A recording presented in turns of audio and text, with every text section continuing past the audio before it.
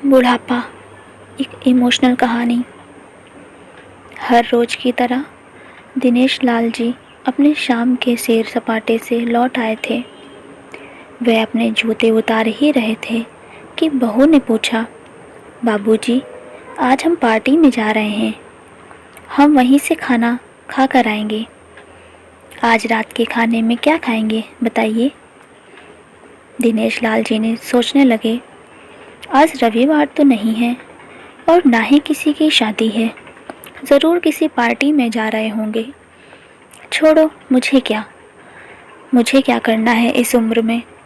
अपने विचारों पर काबू करते हुए दिनेश लाल जी बोले, ऐसा करो बेटा, मेरे लिए 2 रोटियां बना दो, दूध के साथ रोटियां ही खाऊंगा। बहू तुरंत बोल उठी, बाबूजी, सुबह ही जो बनाई थी उसमें से 2 रोटियां अभी भी बची हुई हैं। अगर आप बहू ने अपना वाक्य अधूरा ही रहने दिया, लेकिन दिनेश लाल जी अच्छी तरह समझ गए कि वह क्या कहना चाहती थी। सुबह की रोटियां खाई तो गैस हो जाएगा। सुबह भी बहू ने मसाले वाली सब्जी ही बनाई थी, जिसके चलते अभी तक खट्टी टकारें आ रही हैं। और इस उम्र में पेट को संभालना मतलब किसी बिगड़े हुए बच्चे को संभालने से भी ज़्यादा कठिन काम। बाबूजी बहू से बोले, नहीं बेटा, इस उम्र में सुबह की रोटी नहीं खा सकता। तुम्हें थोड़ी तकलीफ होगी, लेकिन मेरे लिए 2 ताज़ी रोटी बना दो। बहू को बहुत गुस्सा आया। वे गुस्से में ही बड़बड़ाते हुए उठी, अब 2 रोटियां बनाओ या 10, काम तो उतना ही बढ़ेगा। आटा गूंदो, रोटियां बनाओ, किचन और बर्तन साफ करो, इन्हें क्या है, इन्हें सिर्फ ऑर्डर देना है। काम तो मुझे करना पड़ता है ना, बस दिन रात इनकी सेवा ही करते रहो। बहू के बोल दिनेश के कानों में पड़ रहे थे। ये भगवान, सिर्फ 2 रोटियां बनाने में इतनी तकलीफ। मैंने कोई 5 पकवान तो मांगे नहीं थे। उन्हें बहुत गुस्सा आ गया, लेकिन गुस्सा वहाँ किया जाता है जहाँ कोई सुनने वाला हो। उन्होंने अपना गुस्सा निगल लिया। अब तो उन्हें जितनी जल्दी गुस्सा आता था, उससे जल्दी चला भी जाता था। दिनेश लाल जी को अपनी पत्नी की बहुत याद आई। निर्मला के जीते जी उन पर कभी बासी रोटी खाने की नौबत नहीं आई थी।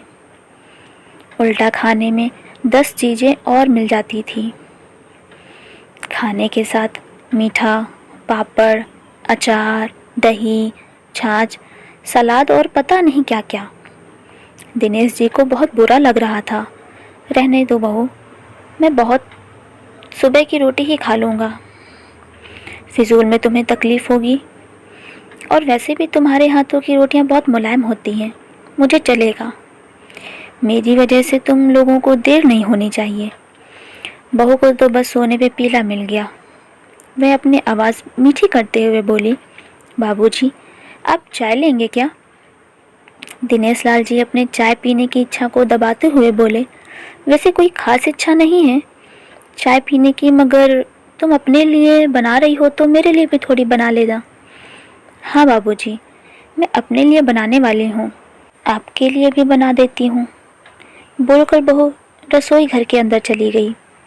दिनेश लाल जी खुद से ही बातें करने लगे, अभी तो लाखों की जायदाद है मेरे पास, यह घर भी मेरे नाम पर है और खाते में भी लाखों रुपए पड़े हैं।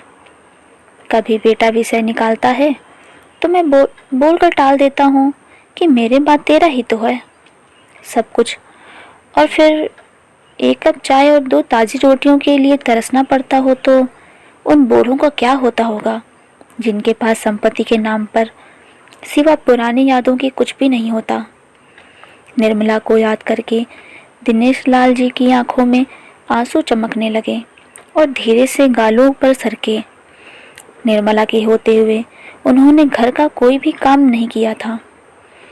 आर्थिक जवाबदारियों के अलावा उनकी और कोई जवाबदारी नहीं थी। उनके व्यापार ने भी उन्हें अच्छा साथ दिया था। वह भी निर्मला से बहुत प्यार करते थे, लेकिन कभी जता या बता नहीं पाए। वह ये सच्चे दिल से मानते थे कि निर्मला उनकी किसी पूर्व जन्मों के पुण्य का फल है, लेकिन जिंदगी की भागदौड़ में वे निर्मला की मन की इच्छाएं पूरी ना कर सके।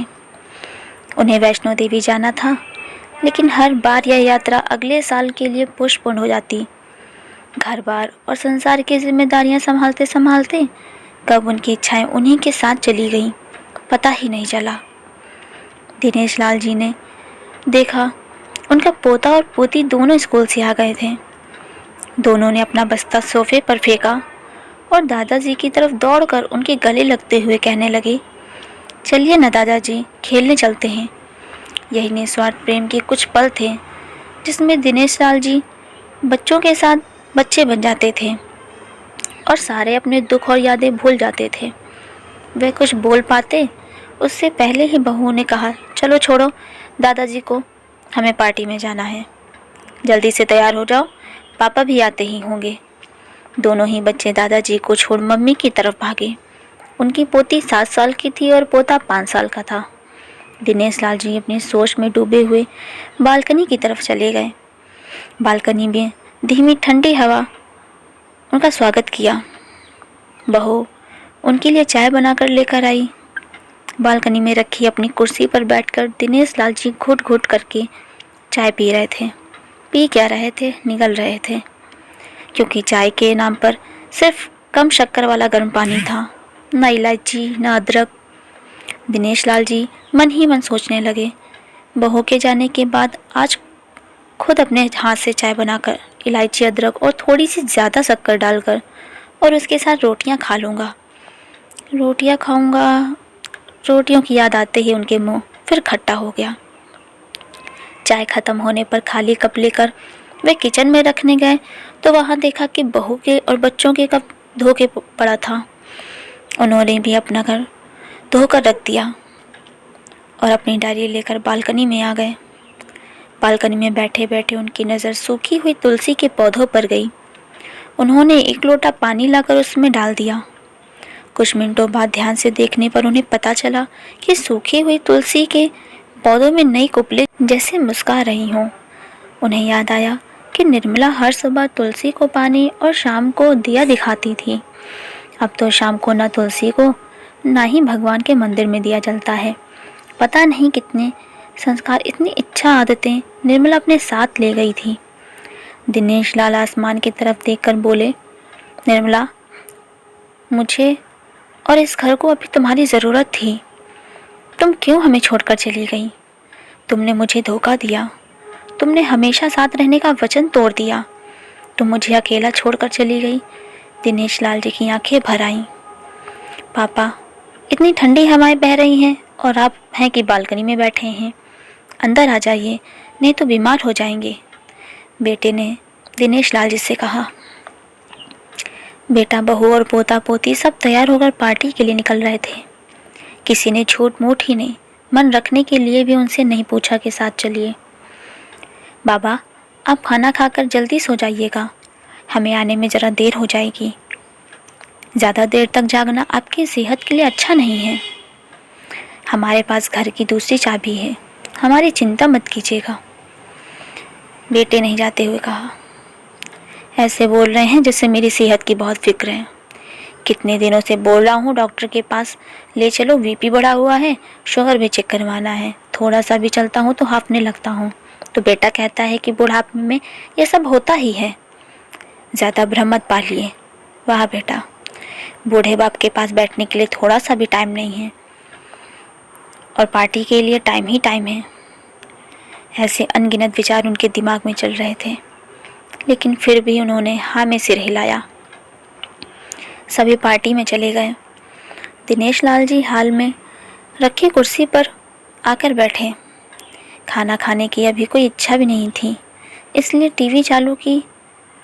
आज वैलेंटाइन डे था, प्यार का दिन, इसलिए टीवी पर भी उसी के बारे में दिखा रहे थे। दिनेश लाल जी की नज़र पास में रखे अपनी पत्नी की फ्रेम पर गई, जिसने लाल कलर की साड़ी पहन रखी थी। प्यार तो उन्होंने भी खूब किया था, निर्मला जी से पूरी ज़िंदगी किया था, जी जान से किया था, लेकिन कभी बोल नहीं पाए। टीवी पर दिखा रहे थे लोगों ने लाल कपड़े पहन रखे थे। हाथों में लाल फूलों के गुच्छे लेकर वे ग्रीटिंग कार्ड्स की खरीदारी कर रहे थे। पता नहीं दिनेश लाल जी के मन में क्या आया, उन्होंने अपने पैसों का बटुआ उठ लिया और निकल पड़े। निर्मला जी की याद में चलते चलते वो एक आइसक्रीम पार्लर के पास पहुंचे। उनको श्वास चढ़ गया था, उनकी सांसों की गति तेज हो गई थी। आइसक्रीम पार्लर के पास एक कुर्सी पर वे आकर बैठे। तभी वहाँ एक छोटी सी बच्ची आई जो गुब्बारे बेच रही थी। बच्ची बोली, दादाजी गुब्बारे लोगे क्या? इतने ही बचे हैं, बिक जाएंगे तो जल्दी घर चली जाऊंगी। दिनेश लाल जी ने देखा 10-12 रंग बिरंगे गुब्बारे थे। उन्हें याद आया कि निर्मला जी को भी गुब्बारे बहुत पसंद थे, लेकिन अब गुब्बारे लेकर क्या करूं? उन्हें बच्ची की आंखों में सच्चाई और आशा दिखी। उन्होंने रुपए 200 दिए और सारे गुब्बारे खरीद लिए। उन्हें फिर से निर्मला जी की याद आई, क्योंकि वह भी घर से निकलते समय हमेशा थोड़े एक्स्ट्रा पैसे लेकर निकलती थी और किसी न किसी ज़रूरतमंद की मदद किया करती थी। कभी वह टोकते तो वह कहती कि भगवान ने लेने वालों के नहीं, देने वालों की लाइन में खड़ा किया है और थोड़े से रुपए के बदले में लाखों की दुआएं मिलती हैं, तो मुझे टोका मत कीजिए। आंखों में आंसुओं के साथ दिनेश लाल जी खड़े हुए, रास्ते के बीचों बीच आए। उन्होंने आसमान की तरफ देखा, अपने हाथों में पकड़े गुब्बारे आसमान में छोड़ दिए और चिल्लाकर बोले, निर्मला, मैं तुमसे बहुत प्यार करता हूँ। उनके सांसों की गति बढ़ गई, उनका शरीर लड़खड़ाया और ज़मीन पर धड़ से गिर गए। आसपास के लोगों को कुछ भी पता नहीं चल पाए।